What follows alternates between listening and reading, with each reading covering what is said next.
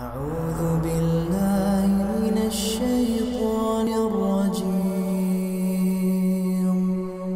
بسم الله الرحمن الرحيم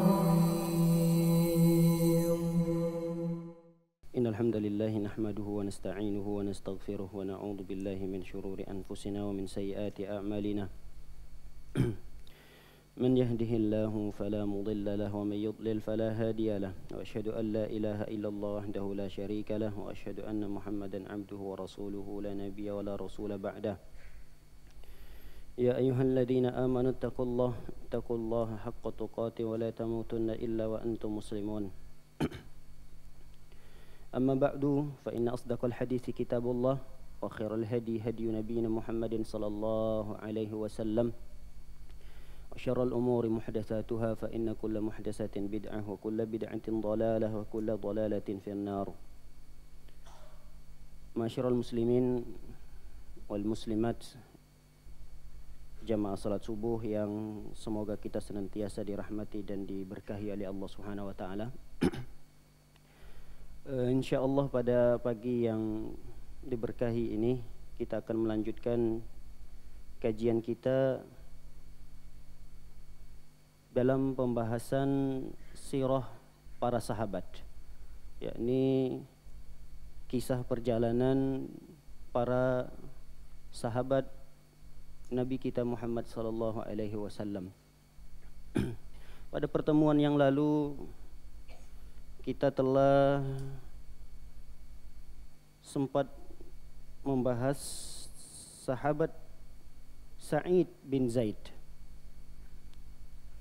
dan telah kita bicarakan juga tentang orang tuanya, yakni Zaid. Karena kata para ulama, kisah sahabat Sa'id ini tidak banyak ditulis oleh para ulama, dikarenakan beliau ini adalah orang yang suka menutup diri. Artinya di antara sahabat yang tidak suka menonjolkan diri, seorang sahabat yang tidak memiliki keinginan popularitas, yang tidak ingin diviralkan, beliau. Sehingga kalau ada momen apa yang terlihat di sana rame, beliau tidak ada di depan. Beliau senangnya ada di belakang layar. Inilah di antara sahabat yang bernama Sa'id bin Zaid. Oleh karenanya para ulama tidak mendapati sejarah perjalanan beliau ini seperti sahabat-sahabat yang lain, seperti sahabat-sahabat yang dulu pernah kita bahas. Sehingga para ulama ketika menceritakan kisah beliau tidak terluputkan kisah orang tua beliau yang bernama Zaid. Jadi setiap para ulama mengkisahkan tentang sahabat Sa'id bin Zaid ini, pasti para ulama mencantumkan sebelumnya kisah orang tuanya yang bernama Zaid yang berusaha keras berjuang untuk mencari hidayah. Jadi kisah orang tuanya Zaid ini hampir mirip dengan kisah Salman Al-Farisi ketika mencari hidayah. Mungkin kita sudah sering mendengar nama Salman, seorang pemuda yang ingin mencari kebenaran. Dia harus meninggalkan kotanya, bahkan dia itu adalah anak mahkota, anak kesayangan, anak orang kaya. Rela dia meninggalkan kemewahan itu untuk mencari hidayah, dan bertemulah dengan Rasulullah SAW di Madinah. Sama juga seperti Zaid ini, hanya berbeda Zaid ini adalah seniornya daripada Salman, dan beliau tidak sempat bertemu dengan Rasulullah SAW untuk mengucapkan syahadat keimanannya. Karena ketika dia tahu bahwa Nabi terakhir adalah Nabi Muhammad SAW, orang yang satu suku sama dia, di perjalanan dia ingin bertemu dengan Rasulullah tapi dia dibegal, sehingga dia dibunuh di saat itu. Dan ini kita sudah kisahkan pada pertemuan yang lalu tentang kisah orang tuanya yang bernama Zaid. Kemudian kita juga sempat membahas tentang keutamaan Sa'id bin Zaid. Sa'id ini orang terdekatnya Umar. Bahkan Sa'id ini adalah iparnya Umar bin Khattab. Jadi Sa'id ini menikah dengan adiknya Umar bin Khattab yang bernama Fatimah. Dan Umar bin Khattab menikahi kakaknya Sa'id, namanya Atikah.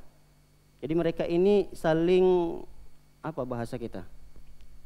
Saling mengambil, sepengambilan. Umar mengambil kakaknya Sa'id, Sa'id mengambil adiknya Umar. Tapi tentu dengan mahar. Nikah seperti ini boleh asalkan dengan mahar. Yang tidak boleh itu kata para ulama adalah saling mengambil tapi maharnya adalah kakak dan adiknya. Ini yang tidak boleh, haram hukumnya. Contoh, saya terima nikah si fulana dengan mahar kakak saya. Ini yang tidak boleh. Jadi dia mau mengambil si perempuan, adik daripada misalnya adalah Umar, maharnya adalah dia akan menikahkan kakaknya kepada Umar. Ini yang haram. Tapi kalau maharnya jelas, ini tidak masalah dalam syariat Islam. Baik para hadirin dan hadirat dimuliakan oleh Allah Subhanahu wa taala, kita sempat menyinggung tentang keutamaan-keutamaan beliau. Yang pertama, beliau adalah salah satu atau satu dari 10 para sahabat yang pertama sekali masuk Islam. Yang kedua, sempat kita bahas adalah beliau salah satu dari 10 sahabat yang masuk ke dalam surga. Yang ketiga, Umar radhiyallahu taala anhu masuk Islam melalui Sa'id. Jadi semua amalan saleh yang dilakukan oleh Umar, Sa'id mendapat bagian daripada pahala tersebut. Ini termasuk keutamaan. Kemudian yang keempat yang sempat kita pelajari adalah beliau mengikuti semua peperangan kecuali peperangan Badar. Jadi Sa'id ini seorang pemberani, seorang pahlawan. Semua peperangan di zaman Rasulullah SAW tidak pernah terluputkan dari beliau kecuali peperangan Badar. Itu pun karena ada tugas penting dari Rasul SAW. Kenapa beliau tidak berada di tengah-tengah peperangan Badar? Karena beliau ditugaskan oleh Rasul SAW untuk memata-matai kafilah Quraisy. Sehingga ada 2 sahabat, bahkan 3 sahabat besar yang mereka tidak ikut dalam peperangan Badar. Di antaranya adalah Tolha, kemudian Sa'id, kemudian Utsman. Utsman kenapa tidak ikut? Utsman kata para ulama dia tidak ikut dalam peperangan tersebut karena istrinya sakit, berhalangan dan izin kepada Rasulullah SAW. Kemudian di antara keutamaan yang berikutnya yang dimiliki oleh Sa'id adalah beliau gubernur pertama di Syam. Di Syam beliaulah gubernur pertamanya. Baik, bagaimana cerita beliau ini bisa diangkat sebagai gubernur pertama di Syam? Kita tahu bahwa di zaman Rasulullah SAW pusat peradaban kemajuan itu ada di Syam. Syam ini adalah kotanya para nabi dan para rasul. Dari semua jenis kemajuan itu ada di sana. Dari jenis apa saja? Ekonomi, kemudian pendidikan, kemudian dari segi infrastruktur, itu semuanya kita akan dapatkan di kota para nabi dan para rasul, yaitu Syam. Syam ini saat ini sudah terpecah menjadi 4 negara, yaitu Palestina, Suriah, Lebanon, dan Yordan. Ini adalah 4 negara yang dulu disebut dengan Syam. Nah, pusat kotanya itu adalah di Suriah. Di Suriah itu ada yang disebut dengan Damaskus. Dimas itu kalau dibahasakan Indonesia sekarang adalah Damaskus. Nah, ini adalah kota yang akan ditaklukkan oleh kaum muslimin. Para hadirin dan hadirat dimuliakan oleh Allah Subhanahu wa taala, dikenal orang-orang Arab itu tidak pernah mereka keluar dari Arab, dari daerah mereka untuk memerangi non-Arab. Itu tidak pernah didapati di sejarah Arab. Sepanjang keberadaan sejarah Arab, itu tidak pernah ada cerita orang Arab keluar untuk memerangi non-Arab. Karena di zaman Rasulullah SAW ada 2 penguasa besar, 2 penguasa adidaya yang tidak mungkin bisa dikalahkan, apalagi oleh orang Arab, yaitu Romawi, kemudian Persia. Disebut dengan yang berkuasa lebih banyak di daerah Irak, Iran dan Rusia. Ini adalah kerajaan Persia. Dan yang kedua adalah Romawi. Ini dua kerajaan besar yang ada di zaman Rasulullah SAW. Tapi Rasulullah SAW belum sempat menaklukkan dua raja tersebut. Tapi Rasulullah SAW sudah berikan kode, berikan pengkhabaran kepada para sahabat bahwa dua kerajaan ini akan ditaklukkan oleh masa setelah beliau. Itulah nanti masa Umar bin Khattab. Dan itu sudah dikabarkan oleh Rasulullah SAW ketika Rasulullah SAW membuat paret yang disebut dengan Khandaq. Rasulullah SAW memberikan kabar gembira ini kepada para sahabat-sahabat yang lain. Sungguh aku telah dinampakkan dua perhiasan besar, maksudnya adalah emas, kemudian perak, itu akan dikuasai oleh kaum muslimin. Diketahui bahwa Romawi ini kecenderungan mereka adalah menguasai emas. Persia kecenderungan mereka adalah menguasai perak. Dan ini nanti akan ditaklukkan oleh kaum muslimin. Nah, para hadirin dan hadirat melakukan oleh Allah Subhanahu wa taala, di masa kekhalifahan Abu Bakar radhiyallahu taala anhu, Abu Bakar membuat satu pasukan yang sangat besar. Membentuk satu pasukan yang sangat besar, berjumlah dari pasukan tersebut sekitar 40.000 pasukan. Dan ini adalah sejarah pertama Abu Bakar mengirimkan pasukan untuk mengepakkan sayap dakwah Islam di luar Arab. Sehingga ketika itu masih timbul keraguan, bagaimana ini? Apakah mungkin berhasil? Akhirnya dikuatkan oleh Umar bin Khattab, lanjutkan saja. Di tengah perjalanan dari pasukan ini, Abu Bakar jatuh sakit.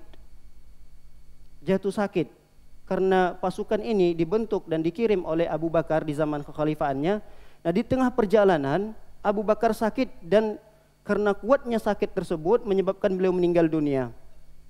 Lalu secara otomatis digantikan oleh Umar bin Khattab. Umar bin Khattab, karena beliau juga yakin ini adalah pasukan yang dibentuk oleh Abu Bakar, maka dia tidak ingin menarik pasukan itu kembali. Bahkan dia memerintahkan untuk melanjutkan perjalanan. Hanya saja Umar bin Khattab merubah sedikit strategi yang ditetapkan oleh Abu Bakar. Kalau Abu Bakar menunjuk panglima perang dari 40.000 itu adalah Khalid bin Walid, naik pemerintahan itu diganti oleh Umar, lalu Umar pun mengganti panglima perangnya. Panglima perangnya diganti dengan sahabat Abu Ubaidah bin Al-Jarrah. Abu Ubaidah bin Al-Jarrah. Di sini kata para ulama, kenapa Umar bin Khattab mengganti Abu Ubaidah bin Al-Jarrah? Kenapa tidak melanjutkan kepemimpinan itu dipimpin oleh Khalid bin Walid? Kata para ulama ada beberapa alasan. Di antara alasan yang paling menonjol adalah agar kaum muslimin tidak mengkultuskan Khalid bin Walid. Karena terkadang seseorang itu akan terganggu image-nya, seolah-olah kalau peperangan itu dipimpin oleh Khalid bin Walid, peperangan itu pasti menang. Karena memang begitu sejarahnya. Khalid bin Walid, kalau beliau ditunjuk sebagai panglima perang, apapun perangan yang beliau hadapi tidak pernah kalah. Baik itu ketika beliau belum masuk Islam, maupun ketika beliau memeluk agama Islam, peperangan itu pasti dimenangi. Oleh karenanya di peperangan Uhud, Rasulullah SAW kalah. Pihak kaum muslimin rugi besar di saat itu. Banyak para sahabat-sahabat yang mati syahid di peperangan Uhud. Siapa dalang daripada itu? Khalid bin Walid, sebelum beliau mendapatkan hidayah Islam.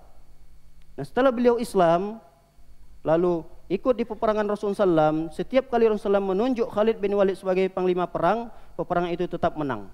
Di zaman Umar bin Khattab ingin menghilangkan persangkaan itu bahwa kemenangan Islam adalah karena Khalid bin Walid, dihilangkan persangkaan itu, lalu Umar bin Khattab mengganti panglima perangnya, yaitu Abu Ubaidah bin Al-Jarrah.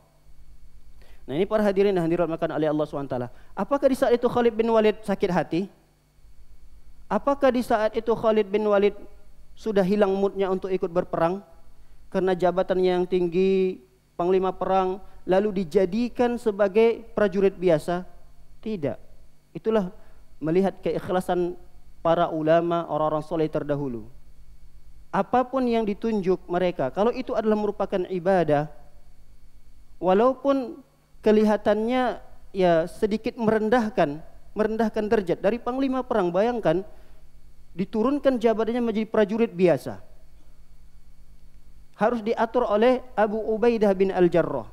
Tapi tetap beliau bergabung di sana, tetap beliau melakukan peperangan itu. Tidak sama sekali ada catatan sejarah Khalid bin Walid tersinggung dengan keputusan Umar bin Khattab sehingga dia membuat barisan baru. Tidak. Beliau tetap berada pada komando yang ditunjuk oleh Umar bin Khattab, yaitu Abu Ubaidah bin Al-Jarrah. Baik, para hadirin hadirat maka oleh Allah SWT, kita lanjutkan. Peperangan tersebut terjadi di Yarmuk. Yarmuk itu adalah satu wadi, lembah yang sangat luas berada di Syam. Sehingga peperangan ini disebut dengan perang Yarmuk. Namun di tengah perjalanan, dari 40.000 pasukan tadi yang dikirim, yang dibentuk oleh Abu Bakar, lalu berpindah pada zaman Umar bin Khattab. Umar bin Khattab membuat kebijakan yang baru lagi. Pasukan ini terlalu banyak, sehingga kata Umar bin Khattab, dibagi dua pasukan ini. Jadi 40.000 ke Syam itu sekitar 24.000. Jadi sisanya 16.000, yang lainnya 16.000 ini berdakwah ke Mesir dan untuk menaklukkan Afrika. Nah, ketika itu terbagi dua nih pasukan 40.000. 16.000-nya ke Mesir dan seterusnya ke Afrika. Kemudian pasukan yang 24.000 ini ingin menaklukkan kerajaan besar adidaya yang dikuasai oleh Romawi, yaitu di Syam. Subhanallah, sesampainya di Yarmuk tersebut, pasukan musuh jumlahnya lebih besar daripada jumlah kaum muslimin. Kalau kaum muslimin hanya 24.000, ternyata mereka harus menghadapi musuh sekitar jumlahnya 120.000. Berapa? 120.000 pasukan musuh. Sedangkan jumlah pasukan kaum muslimin hanya 24.000. Ini 1 banding berapa ini? 1 banding 5. Ini sekitar 1 banding 5 nih. Dan bukan masalah jumlah mereka saja yang besar. Ternyata para sahabat ketika itu dapati kecanggihan alat perang mereka. Jadi selain jumlahnya banyak, kemudian mereka itu lebih canggih alat-alat perangnya. Selain itu, mereka juga memiliki strategi perang yang belum pernah dilihat oleh para sahabat. Sudah mulai down semangat para sahabat melihat apa yang ada pada diri musuh. Lalu kemudian untuk menyemangati kembali para sahabat-sahabat Rasulullah SAW, Abu Ubaidah bin Al-Jarrah berdiri dan berkhutbah. Biasalah memberikan semangat kepada para sahabat-sahabatnya. Membacakan Al-Quran, bacakan hadis, keutamaan-keutamaan jihad. Kemudian kalau kita meninggal dunia, kita akan dijanjikan ini. Kalau kita menang, berarti Islam itu menang dan mendapatkan ghanimah dan seterusnya. Itu diberikan semangat oleh Abu Ubaidah bin Al-Jarrah. Nah, setelah itu masih kelihatan. Bahkan Sa'id bin Zaid ini menceritakan, dalam sebuah riwayat dia ceritakan, sempat terbesit di dalam hatiku, kata beliau, rasa takut yang begitu kuat untuk maju menyerang musuh. Tapi beliau tidak ceritakan, khawatir kalau beliau ceritakan akan berpengaruh besar kepada sahabat-sahabat yang lain. Setingkat Sa'id bin Zaid saja masih merasa gentar melihat keadaan musuh yang begitu kuat dan alat-alat perang yang begitu canggih. Bayangkan alat-alat perang yang mereka miliki dan strategi perang yang mereka kuasai. Alat perangnya mereka sudah jelas pedang dan seterusnya, tombak. Ini biasa barangkali.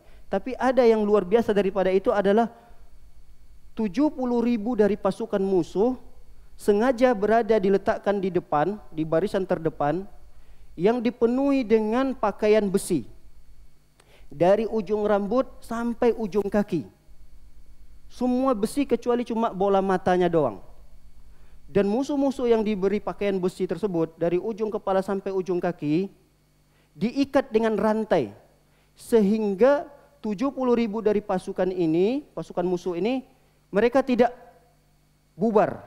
Artinya berada pada barisan yang telah ditetapkan oleh panglima mereka, sehingga satu antara satu yang lainnya diikat dengan rantai dan membentuklah seperti liter U, seperti liter U.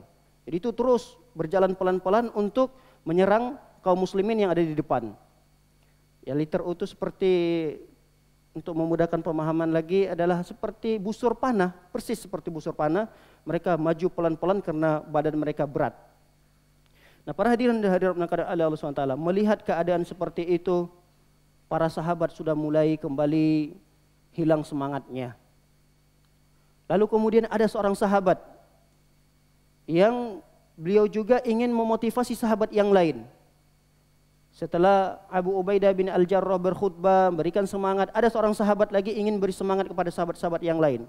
Dia berkata kepada Abu Ubaidah, "Wahai Abu Ubaidah, salam apa yang ingin engkau titipkan kepada Rasulullah sallallahu alaihi wasallam? Apa yang ingin engkau titipkan kepada Nabi sallallahu alaihi wasallam?" Kata Abu Ubaidah, "Sampaikan salamku kepada Rasul sallallahu alaihi wasallam." Lalu seketika itu seorang sahabat ini maju berlari ke arah musuh, kemudian dia menyerang musuh yang sejumlah 120.000 tadi. Bayangkan, satu orang sahabat ini berlari begitu kencang, menerobos pasukan, jumlah pasukan musuh yang begitu besar, lalu dia tebas kiri, tebas kanan, tebas kiri, tebas kanan, kemudian dia wafat dalam peperangan tersebut, dalam penyerangan tersebut. Dilihat oleh sahabat-sahabat yang lain. Tapi masih kelihatan para sahabat belum kembali semangatnya. Masih kelihatan para sahabat takut. Lalu disinilah peran Sa'id bin Zaid. Sa'id memang orang yang jarang menampakkan dirinya, orang yang suka menyembunyikan amalan-amalannya.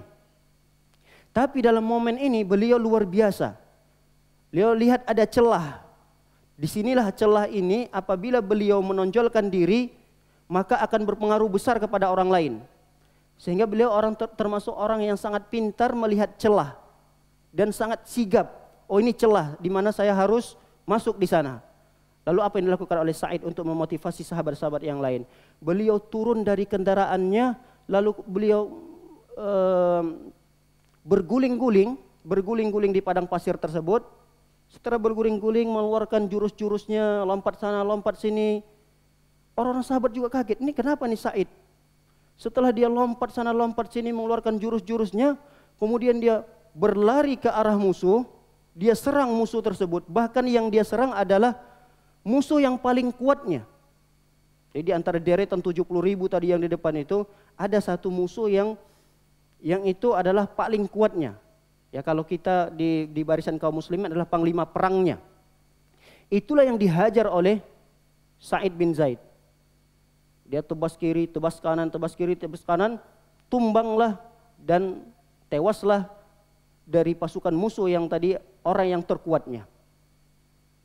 Nah, para hadirin dan hadirat dimuliakan oleh Allah Subhanahu wa taala, melihat kejadian itu, para sahabat termotivasi melihat Sa'id. Padahal kata Sa'id, saya lompat sana lompat sini, jungkir balik, kiri kanan, atas bawah, mengeluarkan jurus itu, sebenarnya saya ingin menghilangkan rasa takut saya.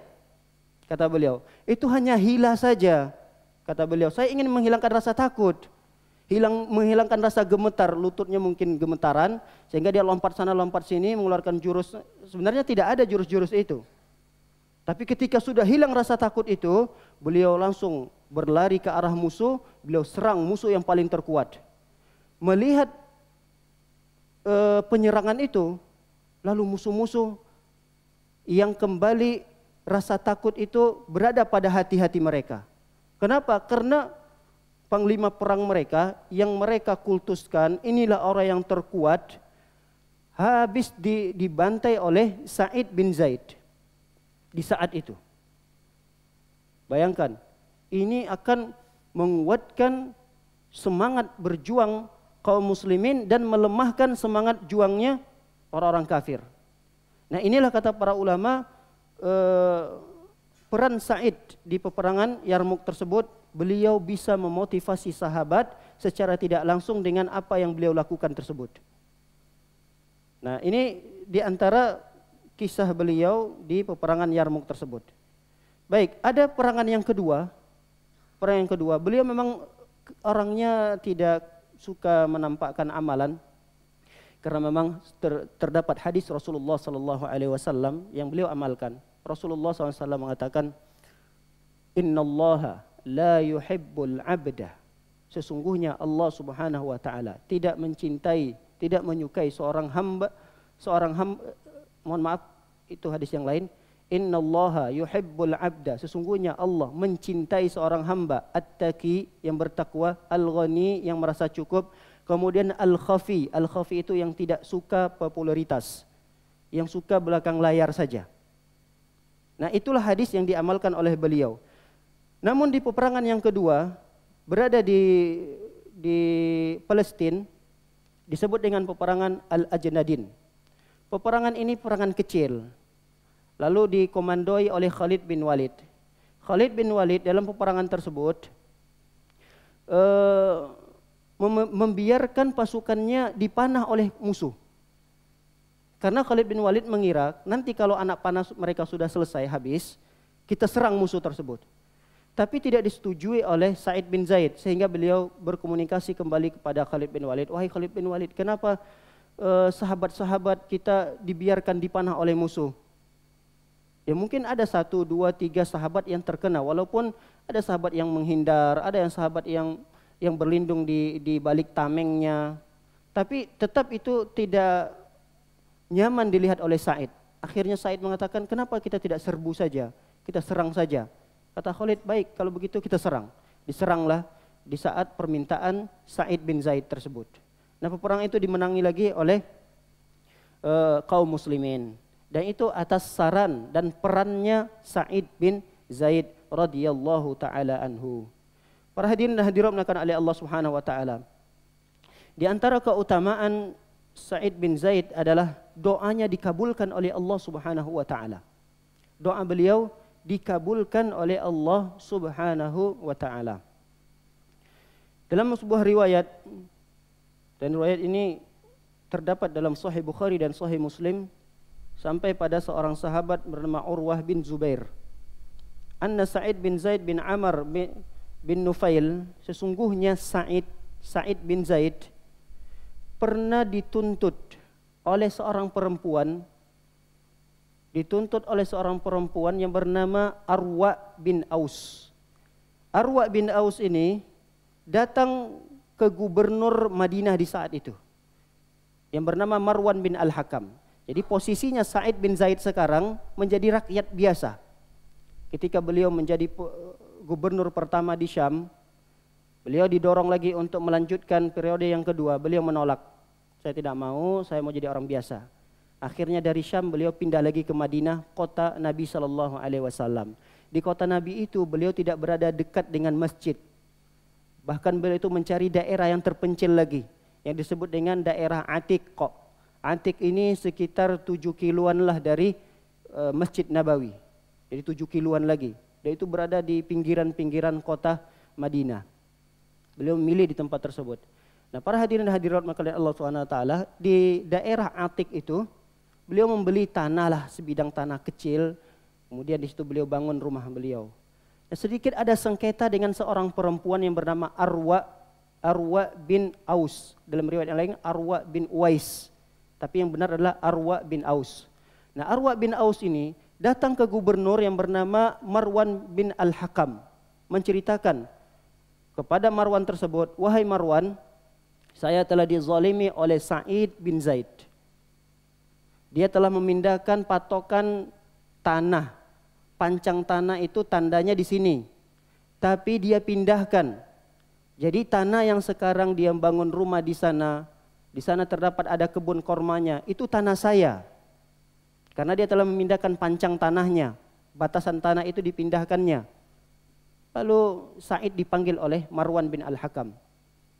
Setelah dipanggil, wahai Sa'id, ini ada tuntutan dari Arwa bin Aus. Bagaimana pendapat kamu? Kemudian apa hujjah kamu terhadap atau membantah seorang perempuan tersebut? Sa'id memang tidak memiliki bukti. Dia mau ngomong apa? Karena itu tuduhan, saya juga enggak tahu bagaimana saya untuk membela diri. Akhirnya beliau mengatakan sebuah hadis, dan hadis ini ternyata beliaulah yang meriwayatkan hadis tersebut. Beliau hanya bisa berucap di depan Marwan bin Al-Hakam. Kata beliau, wahai Marwan, apakah saya melakukan perbuatan yang tidak benar ini, perbuatan yang dilarang dalam syariat ini, padahal pelarangan ini hadisnya saya yang mendengarkan langsung dari Rasul sallallahu alaihi wasallam. Mungkinkah saya melanggar hadis tersebut? Kata beliau. Lalu Marwan mengatakan, emangnya apa yang kamu dengar dari Rasul sallallahu alaihi wasallam? Beliau sebutkan, yang saya dengarkan dari Rasul sallallahu alaihi wasallam adalah man akhadha shibran minal ardi zulman tuwiqahu ila sab'i aradin.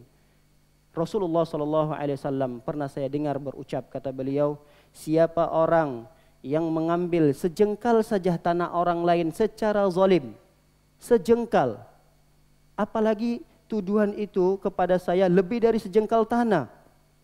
Sejengkal tanah saja apabila diambil oleh seorang muslim secara zalim, maka kata beliau tuwiqahu, maka pada hari kiamat kelak sejengkal tanah itu akan dililitkan, akan dipikulkan kepada orang yang berbuat zalim.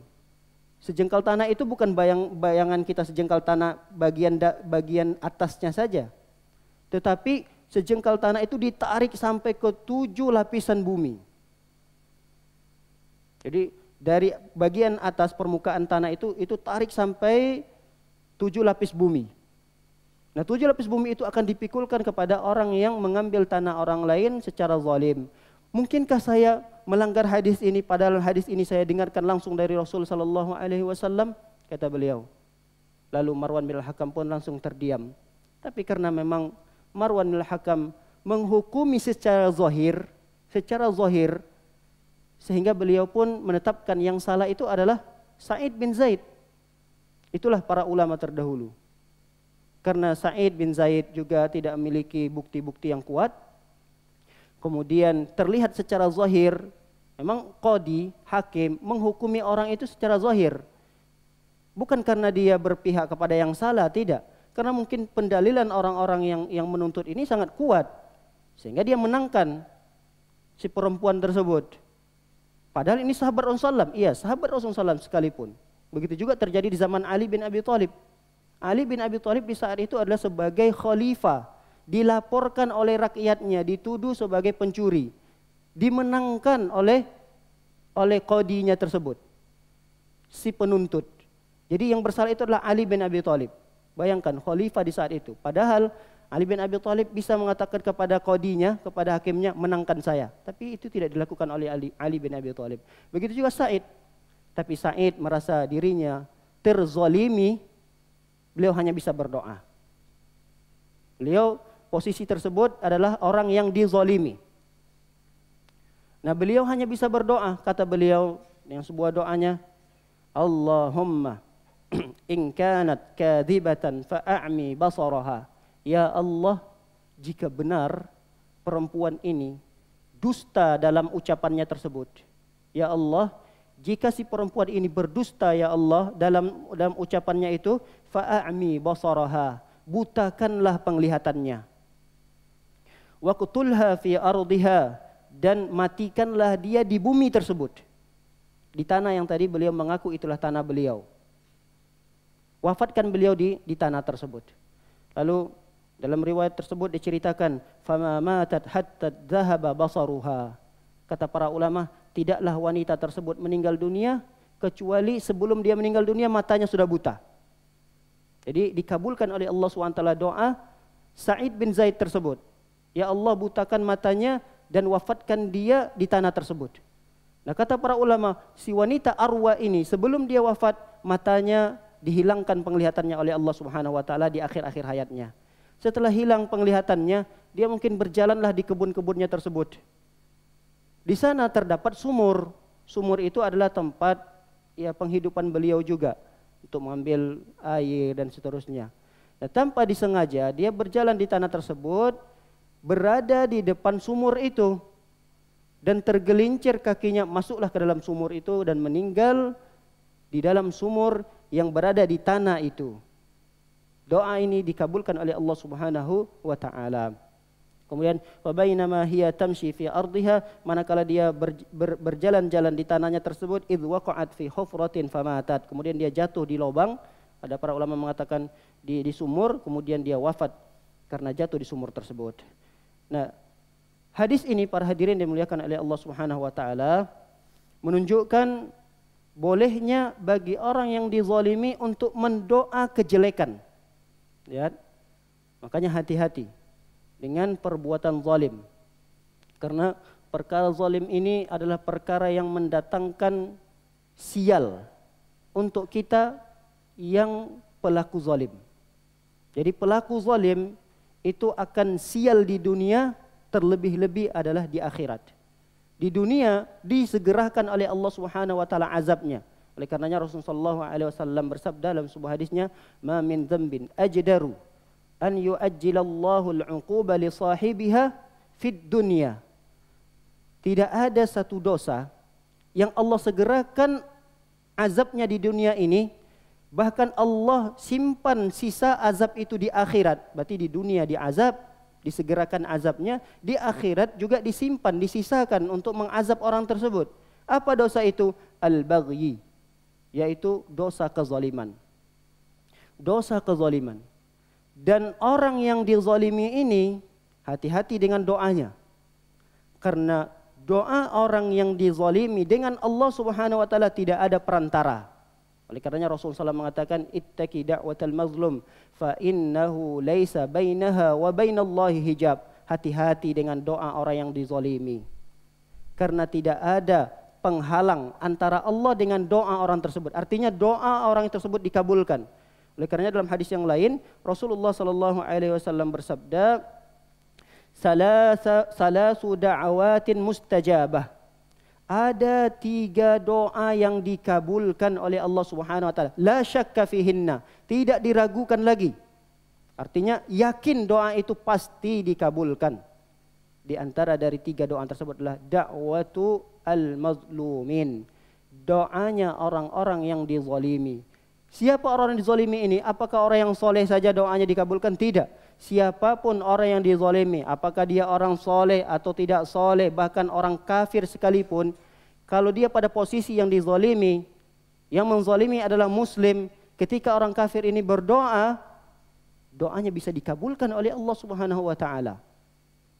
Makanya hati-hati dengan doanya orang yang dizalimi. Karena doa orang yang dizalimi dikabulkan oleh Allah Subhanahu wa taala. Bahkan di dalam Al-Quran ditegaskan lagi oleh Allah Subhanahu wa taala menunjukkan bahwa bolehnya seseorang mendoakan kecelakaan, kebinasaan kepada orang lain dengan catatan orang lain itu adalah orang yang berlaku zalim.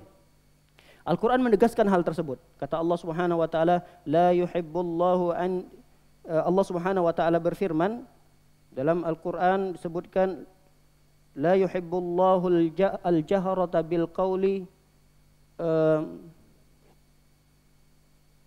Allah Subhanahu wa taala berfirman, la yuhibbullahu al-jahra bis-su'i minal qawli illa man zulim wa kana Allahu sami'an 'alima. Kata Allah Subhanahu wa taala, Allah tidak menyukai perkataan jelek. Perkataan jelek di sini maksudnya adalah doa kejelekan. Doa keburukan kepada orang lain, itu tidak disukai hukum asalnya. Tidak boleh kita mendoakan kejelekan untuk orang lain. Itu hukum asalnya. Kecuali kata Allah Subhanahu wa taala bagi orang-orang yang dizalimi, illa man zulim, kecuali orang-orang yang dizalimi. Orang yang dizalimi berarti boleh mendoakan kejelekan.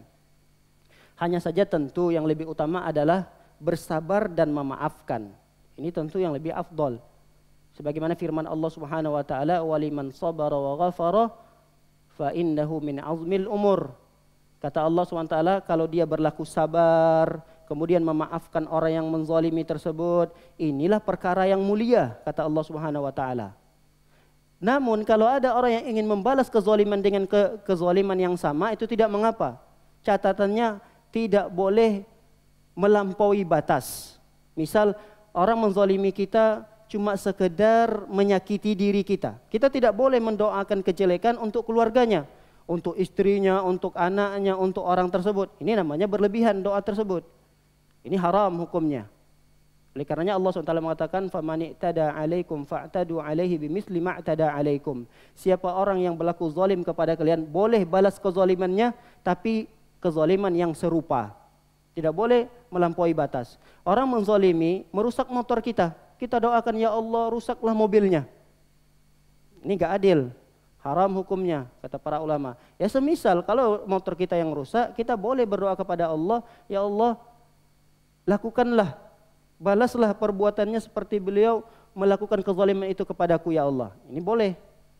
Tidak mengapa, karena Allah akan balas dengan kezaliman yang serupa. Baik. Tapi yang lebih aman lagi adalah kalau bisa kita bersabar dan memaafkan orang tersebut. Inilah perkara yang sangat mulia dan terpuji di syariat kita. Baik para hadirin dan hadirat muliakan oleh Allah Subhanahu wa taala. Kemudian masuklah pada poin terakhir dari kisah beliau ini adalah wafatnya beliau. Beliau wafat di atas kasur beliau. Walaupun beliau kehidupannya di masa sehatnya, beliau tidak pernah meninggalkan peperangan apapun di zaman Nabi Muhammad, di zaman Abu Bakar, di zaman Umar bin Khattab, tapi beliau meninggal dalam keadaan di atas kasurnya di Madinah, di kampung halamannya tadi, di Atiq. Lalu dia dibawa, dimandikan, dikafani oleh sahabat yang bernama Sa'ad bin Abi Waqqas. Sa'ad bin Abi Waqqas. Lalu dikuburkan di pekuburan Baqi', yaitu pekuburan para sahabat-sahabat Rasulullah sallallahu alaihi wasallam yang ada di Madinah. Baik, ini pembahasan kita terhadap Sa'id bin Zaid. Lalu kita masuk kepada sahabat yang berikutnya, yaitu Abu Ubaidah bin Al-Jarrah. Ini adalah sahabat yang ke-10 yang disebutkan oleh Rasulullah sallallahu alaihi wasallam yang masuk ke dalam surga ya, tanpa dihisab, tanpa diazab. Jadi telah mendapatkan rekomendasi Rasulullah sallallahu alaihi wasallam. Kita sudah sering ulang-ulang 10 sahabat tersebut. Ada yang masih hafal ya, Bapak? Siapa mereka yang 10 sahabat tersebut?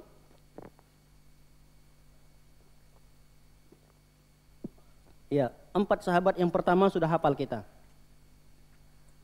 Tidak diragukan lagi. Siapa itu? Abu Bakar, Umar, Utsman, Ali, Zubair, Tolha, terus Abdurrahman bin Auf, Sa'ad bin Abi Waqqas, Sa'id bin siapa? Bin Zaid. Sa'id bin Zaid. Kemudian yang terakhir Abu Ubaidah bin Al-Jarrah. Ini 10 sahabat yang langsung keluar dari lisan Rasulullah sallallahu alaihi wasallam. Abu Bakar fil jannah, Abu Bakar di surga. Umar fil jannah, Umar di surga. Utsman fil jannah, Utsman juga di surga. Terus Ali, Tolha, Zubair, Sa'ad, Sa'id. Kemudian siapa lagi? Abu Ubaidah bin Al-Jarrah. Kemudian Abdurrahman bin Auf. Ini 10 sahabat. Ini adalah sahabat-sahabat idola kita. Orang yang harusnya kita idolakan, yang harus kita lebih hafal daripada artis-artis atau pemain-pemain bola yang lainnya. 10 sahabat ini lebih layak untuk kita hafal dan kita kaji sirah-sirah mereka. Baik, para hadirin dan hadirat dimuliakan oleh Allah Subhanahu wa taala. Seperti biasa, kita akan bahas nama beliau siapa kedua orang tua beliau. Abu Ubaidah bin Al-Jarrah, nama aslinya adalah Amir. Nama aslinya adalah Amir, ayahnya adalah Abdullah, kakeknya adalah Al-Jarrah. Kakeknya Al-Jarrah. Tapi beliau lebih dikenal dengan kunyahnya. Kunyah itu adalah setiap nama yang ada Abu, itu kunyah namanya. Abu Fulan, itu kunyah. Nama aslinya bukan itu. Nama aslinya bukan itu. Nah, lihat, Amir nama aslinya. Kunyanya adalah Abu Ubaidah. Abu Ubaidah bin Al-Jarrah. Al-Jarrah itu ternyata bukan ayahnya, tapi kakeknya. Nama ayahnya adalah Abdullah. Kenapa nama ayah beliau ini tidak lebih dikenal, malah dia menyandarkan dirinya dengan kakeknya? Kata para ulama, karena ayah beliau ini adalah termasuk orang yang sangat memusuhi dakwah Islam.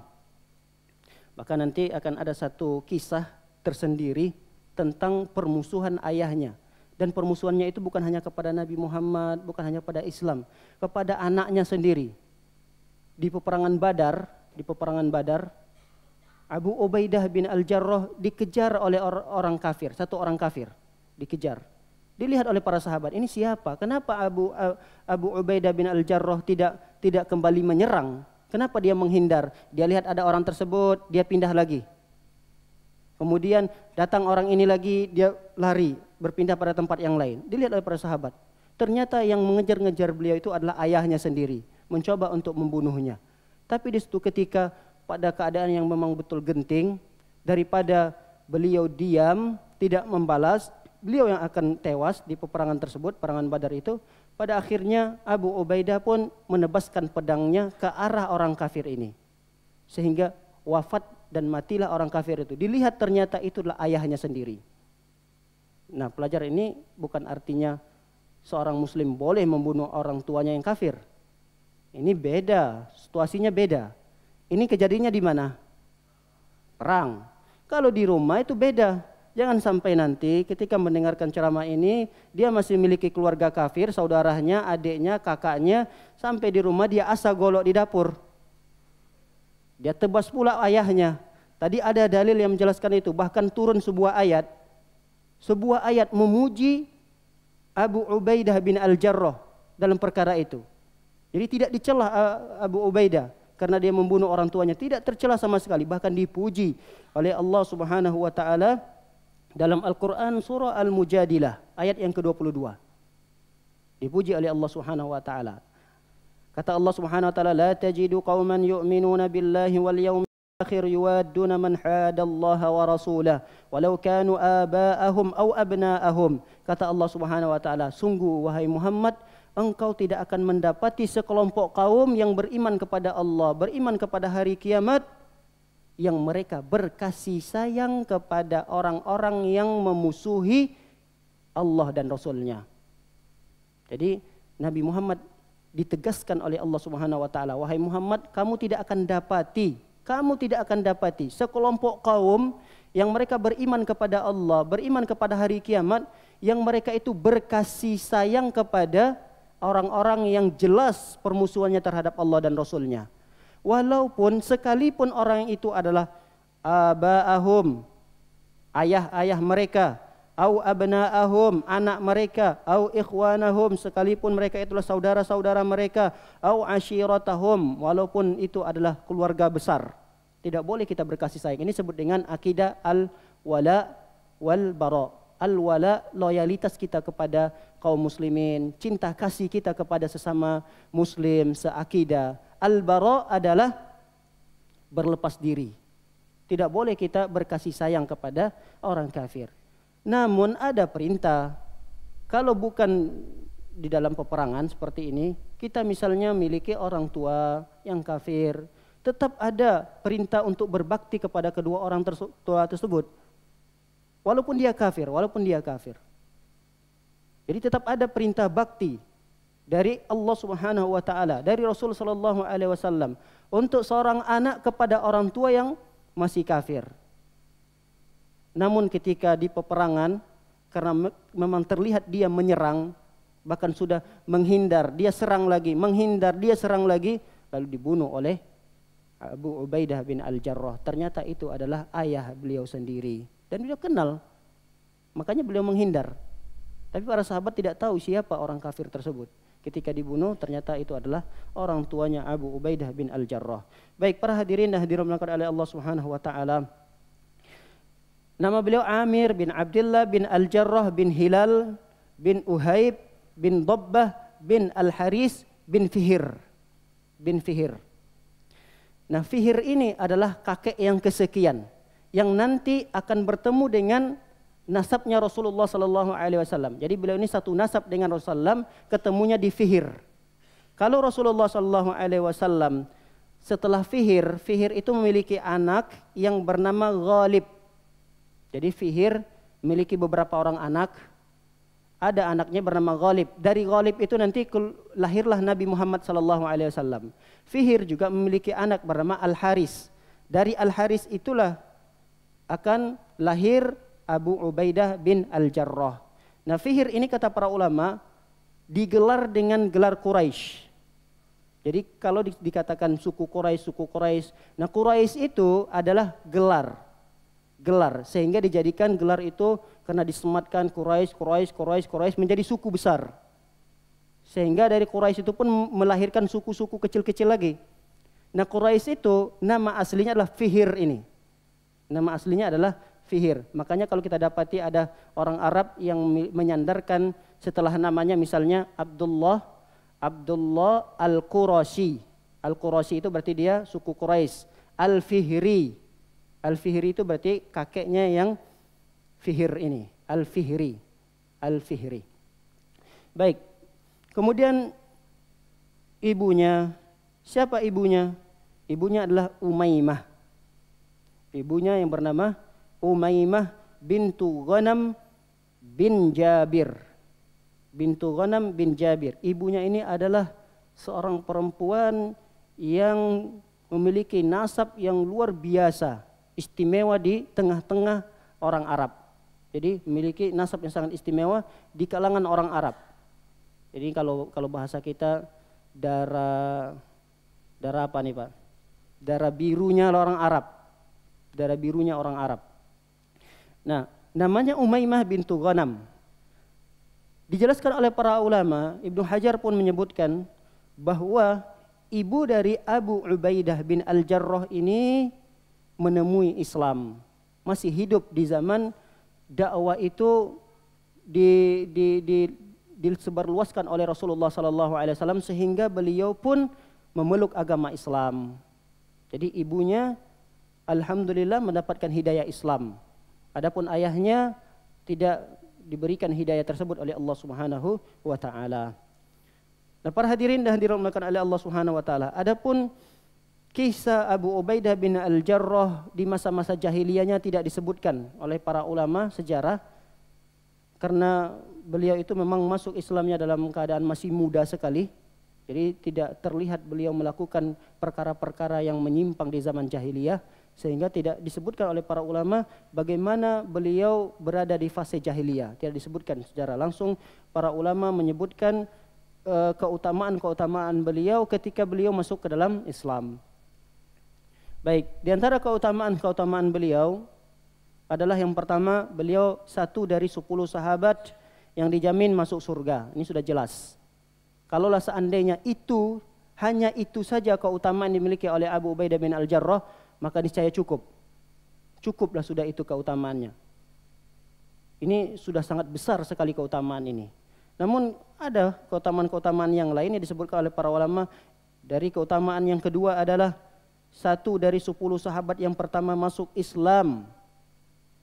Bayangkan, dari Islam itu diemban oleh Nabi Muhammad SAW untuk didakwakan, yang pertama-tama memeluk agama Islam itu menerima dakwah Nabi SAW yang usianya masih muda. Ya, kalau kita tahu bahwa masih muda ini ya sukanya bukan duduk di majelis ilmu, bukan orang yang suka mendengarkan kajian, tapi beda dengan Abu Ubaidah bin Al-Jarrah ini. Dia malah terkesima dengan penjelasan-penjelasan Nabi SAW. Bahkan konsekuensi ketika dia beriman dengan Nabi Muhammad SAW, beliau harus disiksa, beliau harus diintimidasi, beliau harus diusir, sehingga beliau ini termasuk sahabat yang hijrah ke Habasyah. Salah satu sahabat yang hijrah ke Habasyah itu ke Ethiopia adalah Abu Ubaidah bin Al-Jarrah. Dan kata para ulama tidak ada sahabat-sahabat yang hijrah pergi dari kota Mekah ke Habasyah kecuali orang-orang yang lemahnya. Orang-orang yang sudah tidak kuat dengan siksaan dari orang-orang kafir. Jadi termasuk orang yang disiksa adalah Abu Ubaidah bin Al-Jarrah. Beda dengan Abu Bakar. Abu Bakar masuk Islam, dia tidak hijrah. Tidak hijrah ke Habasyah, dia tetap berada di kota Mekah. Beda dengan Umar. Beda dengan seperti Sa'id bin Zaid. Ini orang-orang terkemuka di kalangan orang-orang Quraisy. Sehingga kalau mereka masuk Islam, tidak ada yang berani menyakiti. Tidak ada yang berani menyakiti. Sehingga ketika mereka Islam, mereka tetap berada di kampung halaman mereka. Abu Ubaidah bin Al-Jarrah, beliau harus berhijrah, pergi. Karena tidak kuat dengan siksaan yang begitu berat. Khawatir kalau beliau masih berada di daerahnya, beliau akan berpaling dan meninggalkan agama Islam karena tidak kuatnya siksaan itu. Bayangkan, 1 dari 10 sahabat yang pertama sekali meluk agama Islam. Yang di saat-saat itu mungkin seandainya kita berada, kita tidak tahu berpihak mana. Apakah pihak kepada Rasulullah atau kepada orang-orang kafir. Jadi jangan anggap enak ya di zaman sahabat bertemu dengan Rasul sallallahu alaihi wasallam. Jangan enak bertemunya dengan Rasul saja yang dilihat, tapi bayangkan bagaimana perjuangan mereka harus tetap bersama Rasulullah. Dan seandainya kita pun berada di posisi sahabat, belum tentu kita berada dan berpihak kepada Rasul sallallahu alaihi wasallam dalam kondisi yang seperti itu. Makanya ini termasuk dalam keutamaan yang sangat besar. Keutamaan sangat besar yang dimiliki oleh para sahabat adalah ketika mereka masuk dalam kategori as-sabiqunal awwalun. As-sabiqunal awwaluna minal muhajirin wal ansar. Baik, para hadirin dan hadirat melakukan oleh Allah Subhanahu wa taala, keislaman beliau itu adalah ada upaya yang dilakukan oleh Abu Bakar. Artinya keislaman beliau itu ada campur tangannya Abu Bakar radhiyallahu taala anhu. Jadi Abu Bakar ini seorang sahabat yang luar biasa gigihnya dalam berdakwah. Beliau ini selain pedagang sukses, pengusaha yang sukses, beliau juga seorang dai yang sangat gigih. Oleh karenanya dari 10 sahabat yang tadi kita sebutkan, Abu Bakar sampai Abu Ubaidah bin Al-Jarrah, kata para ulama 6 sahabat itu masuk Islam di tangannya Abu Bakar. Bayangkan, 10 sahabat yang kita sebutkan tadi, 10 sahabat, 6 sahabat itu masuk Islam melalui dakwanya Abu Bakar. Kenapa bisa seperti itu? Karena Abu Bakar ketika memeluk agama Islam tidak ada yang berani mengganggunya. Sehingga dia sangat leluasa untuk mendakwakan dakwah itu kepada rekan-rekan bisnisnya. Termasuk Utsman bin Affan. Sesama profesi, pedagang. Utsman bin Affan orang yang kaya raya, seorang pengusaha juga. Selain mereka ingin berbisnis, sebelum berbisnis mereka bercerita dulu. Wahai Utsman, kamu mau mendengarkan tentang Muhammad enggak? Begitu juga dengan sahabat-sahabat yang lain. Seperti Tolha, Zubair, itu masuk Islamnya di tangan Abu Bakar. Jadi selain mereka ada ikatan muamalah duniawiyah, tapi sebelum ada muamalah itu Abu Bakar sering sekali menceritakan tentang Muhammad, dakwah yang diajarkan oleh Muhammad, sehingga mereka ini tertarik. Termasuk Abu Ubaidah bin Al-Jarrah tertarik dengan Muhammad sallallahu alaihi wasallam itu karena Abu Bakar yang menceritakannya. Nah, ini keutamaan Abu Bakar yang juga luar biasa. Bayangkan kebaikan-kebaikan yang dilakukan, amalan-amalan yang dilakukan oleh Abu Ubaidah bin Al-Jarrah. Dari mulai dia masuk Islam sampai meninggal dunia, itu pahalanya didapatkan oleh Abu Bakar radhiyallahu taala anhu. Baik, para hadirin dimuliakan oleh Allah Subhanahu wa taala. Hijrahnya beliau ke Habasyah sudah kita sempat singgung, tapi beliau tuh hijrah ke Habasyah bukan dalam durasi waktu yang sangat lama. Jadi cuma sebentar, hitungan bulan saja. Kenapa? Karena mereka termakan isu berita hoax. Beritanya yang mereka dapati bahwa setelah mereka meninggalkan kota Mekah, tidak berapa lama mereka meninggalkan kota Mekah, orang-orang kafir Quraisy ternyata beriman kepada Nabi sallallahu alaihi wasallam. Terdengarlah isu bahwa orang-orang kafir Quraisy sudah mulai sujud kepada Allah Subhanahu wa taala. Ternyata kata para ulama, cerita sujudnya orang-orang Quraisy itu tidak sengaja, secara otomatis begitu saja tanpa sadar mereka sujud kepada Allah SWT di depan Ka'bah. Ceritanya diceritakan dalam riwayat tersebut adalah ketika Rasulullah SAW salat di depan Ka'bah, sujud. Ketika sujud dilihat oleh orang-orang kafir Quraisy, di antaranya pembesarnya yaitu Abu Jahal.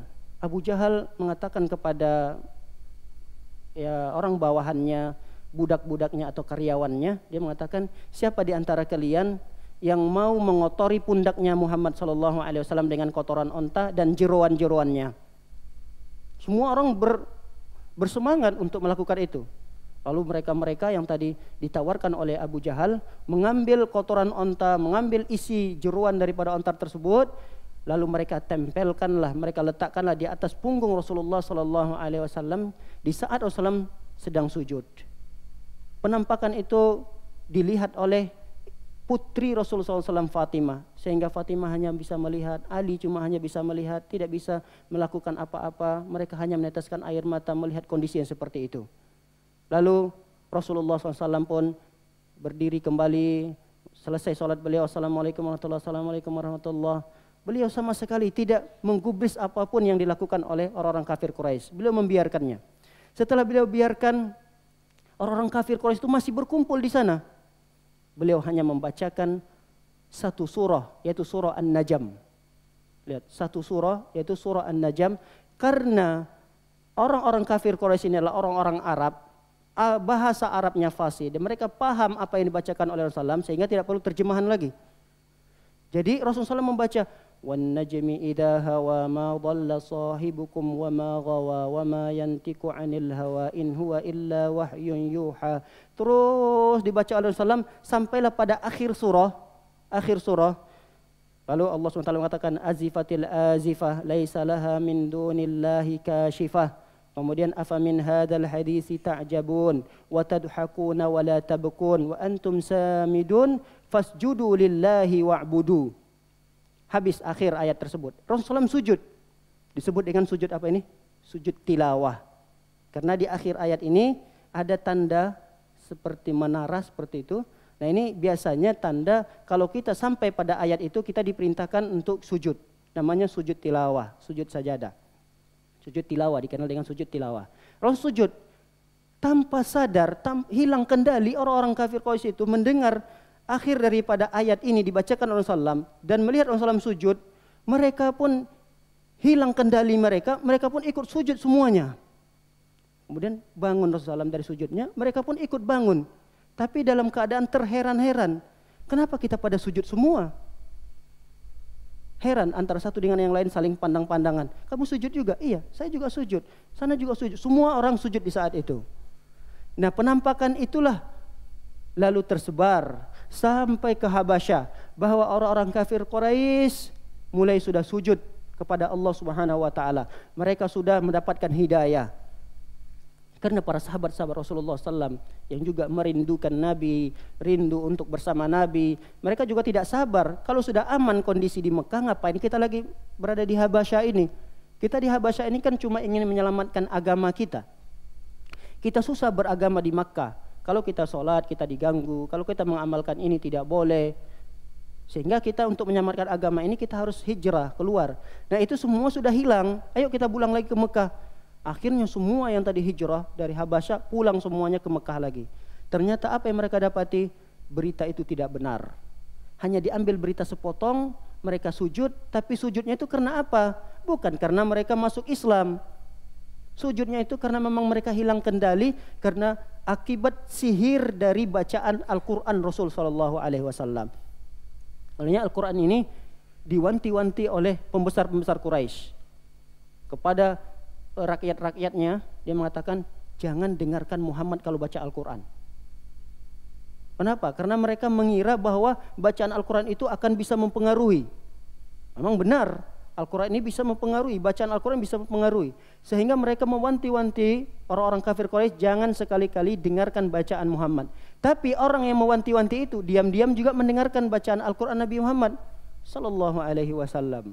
Karena mereka tahu bahwa apa yang dibacakan oleh Nabi Muhammad SAW itu bukanlah karangan dari Nabi Muhammad SAW. Mereka tahu itu bukan karangan manusia, itu benar-benar datangnya dari Allah Subhanahu Wa Taala. Hanya saja mereka ditutupi kebenaran itu karena kesombongan yang mereka tidak bisa hilangkan.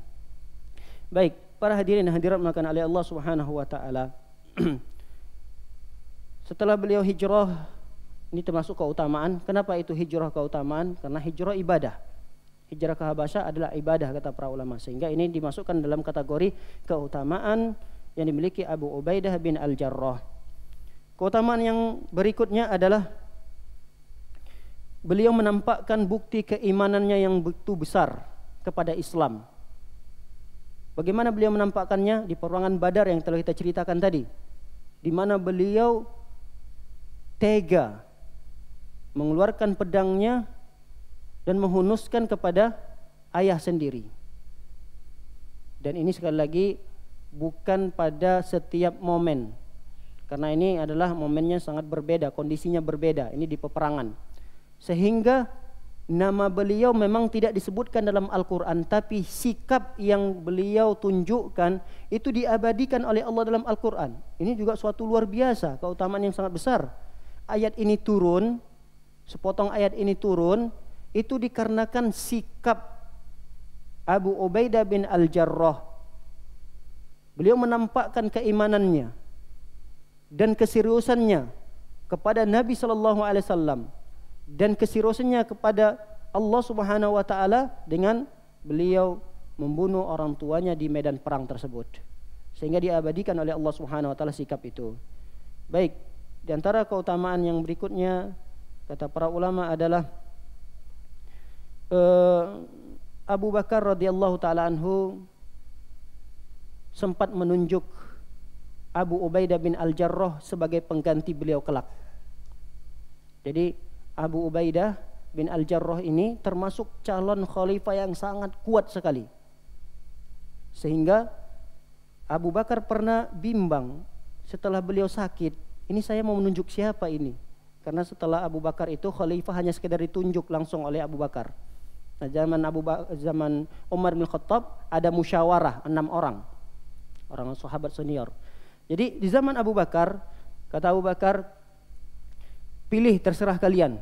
Setelah aku meninggal dunia, terserah kalian mau baiat siapa antara dua ini, Umar atau Abu Ubaidah bin Al-Jarrah. Namun karena dipertimbangkan lagi oleh Abu Bakar, ternyata antara Umar dengan Abu Ubaidah bin Al-Jarrah keutamaannya lebih besar Umar, sehingga beliau menunjuk Umar. Namun di kekhalifahan Umar bin Khattab, Umar mengatakan dengan lisannya sendiri, seandainya Abu Ubaidah bin Al-Jarrah masih hidup setelah meninggalku, berarti Abu Ubaidah bin Al-Jarrah ini sudah meninggal dunia di masa Umar. Di masa Umar, Abu Ubaidah bin Al-Jarrah sudah meninggal dunia.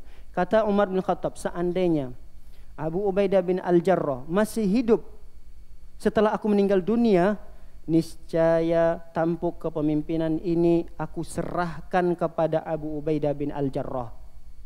Jadi tidak perlu lagi ada ahlu syura, 6 sahabat yang ditunjuk oleh Umar bin Khattab untuk bermusyawarah siapa nanti yang berhak menjadi khalifah. 6 sahabat itu adalah Utsman, Ali, Tolha, Zubair, kemudian Sa'ad bin Abi Waqqas, kemudian Abdurrahman bin Auf. 6 sahabat ini. Sa'id bin Zaid kenapa tidak dimasukkan dalam ahli syura, dewan permusyawaratan itu? Kenapa tidak dimasukkan dalam dewan permusyawaratan itu? Kata para ulama, Sa'id bin Zaid tidak dimasukkan karena termasuk dari keluarga Umar. Jadi Umar tidak ingin kesannya nanti mengangkat jabatan itu, memberikan jabatan itu kepada keluarganya, sehingga Sa'id bin Zaid, ipar Umar bin Khattab, beliau tidak masukkan dalam 6 sahabat yang ditunjuk oleh Umar bin Khattab. Sehingga Umar mengatakan, kalau seandainya aku meninggal dunia di masa-masa aku sakit ini, aku langsung akan tunjuk, tidak perlu ada dewan-dewan syura. Udah langsung saja, yang menggantikanku adalah Abu Ubaidah bin Al-Jarrah. Dan ini kata para ulama keutamaan sangat besar yang dimiliki oleh Abu Ubaidah bin Al-Jarrah. Baik, para hadirin dan hadirat dimuliakan oleh Allah Subhanahu wa taala, barangkali ini saja yang dapat kita kaji pada kesempatan yang singkat ini. Mudah-mudahan dapat memberi tambahan wawasan kita terhadap kisah para sahabat-sahabat Nabi sallallahu alaihi wasallam, yang mudah-mudahan dari kisah tersebut ada pelajaran-pelajaran yang bisa kita ambil dan bisa kita amalkan dalam kehidupan kita sehari-hari. InsyaAllah pada pertemuan berikutnya kita masih melanjutkan keutamaan yang dimiliki oleh Abu Ubaidah bin Al-Jarrah. Wallahu taala alam bisawab. Sallallahu nabiyana Muhammadin wa ala alihi wa sahbihi wasallam ajma'in. Akhiru da'wana subhanakallahumma wa bihamdika asyhadu an la ilaha illa anta astaghfiruka wa atubu ilaik.